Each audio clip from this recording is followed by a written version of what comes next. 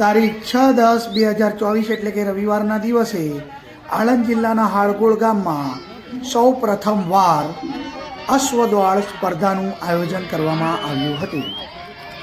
હાડગોળ ગામમાં ઉસ્તાદ ગ્રુપ દ્વારા અશ્વદોળની સ્પર્ધાનું આયોજન કરવામાં આવ્યું હતું. આ પ્રસંગે શરીફ સૈયદ, ઇદ્રીસ સૈયદ, સાજિદ સૈયદ, આરિફ સૈયદ ભૂરાભાઈ દ્વારા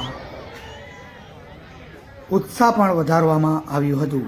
આ અશ્વદોળ માટે દર્શકો હાડગોળની આજુબાજુના ગામના અને હાડગોળ ગામના લોકો ખૂબ જ મોટી સંખ્યામાં ઉમટી આવ્યા હતા. આ અશ્વદોળની અંદર તંજા શેખ નામની લાડકવાળી દીકરીએ પોતાના ઘોડા સાથે આ સ્પર્ધામાં ભાગ લીધો હતો અને સ્ત્રી સશક્તિકરણનું ઉત્તમ ઉદાહરણ પૂરું પાડ્યું હતું.